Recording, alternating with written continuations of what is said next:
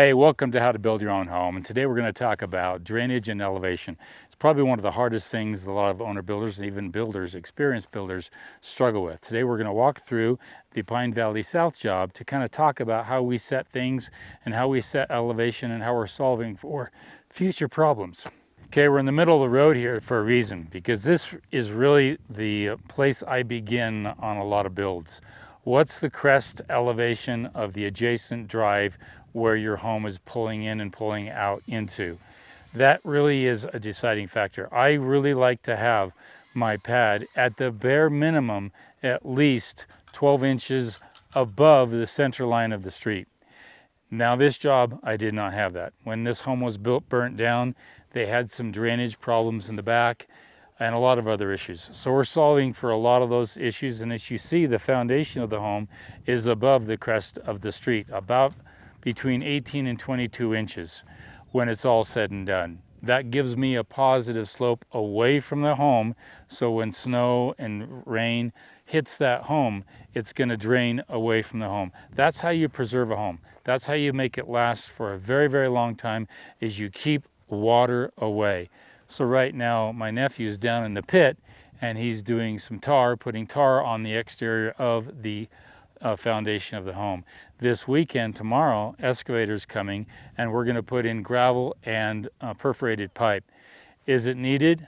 Maybe not, but is it a safe measure? Yes, and why not get it done now while the pit is open? So before you backfill and you see, as I'm going to show you, the need for drainage, why not just throw that perforated pipe in there and get some gravel and get all that drained out? So we're going to go in the back and I'm going to show you some of the challenges we had and why we lifted this home up the way we did to accommodate issues the previous home had. Okay, here's where I'm in the backyard, and you can tell that the backyard was really, really lower than the side yard and all that. And it was a problem, and that really is something we're trying to solve. So this patio will be up a couple of inches, and that's going to help. But all the backyard drains into that direction. Well, I'm trying to avoid excessive drainage in that. When the snow falls off the roof, and it's going to fall off, it's going to slide right off the roof. You could have a 5 to 6 foot pile of snow right there, all along. You'll see a deck right here, but you'll see all that snow this wintertime. So there's going to be a lot of drainage. We're going to have to percolate as much of it as we can on site. But over on this side here, I'm really, really high. So we're going to carve this out, and we've got a nice boulder and another nice boulder. We're going to put those boulders here and create a kind of little retainage wall to try to redirect and disperse some of that drainage. The worst thing you can do is have all your drainage in one small location. If you can disperse it and percolate it in a lot of natural spots, even better. And if there's excess runoff, if we create a swell, we can redirect it back out into the road. And so the worst thing, of course, is just this summer or winter time, it's going to be shady. So you're going to have a pile of snow here for a long period of time. And that's the way it is on north side of the home. This home is facing south, which is great for the front porch. But during the wintertime, that eave is going to get carried out this way, again, to try to push that snow and that rain, etc., away from it. On top of that, in addition to the drain field that we're going to put in at the base of the foundation, as we come up 3 feet, we'll get some more pipe and for rain gutters. And we've already designed, you can't see it now, but there's a pile of dirt over there.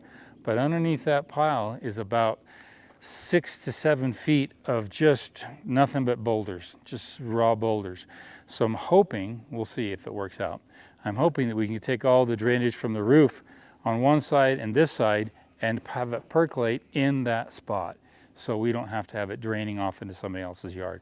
We can get a lot of rain up here, a lot. We've experienced it recently with a massive flood storm and just devastated a lot of yards. So I'm trying to think about that, having been through that myself, seeing what happens up here. We're trying to solve for that as we go. So concrete was poured early this morning, a wonderful job, excellent job. And we're going to get ready to start framing this next week, and I'll give you some more posts on that.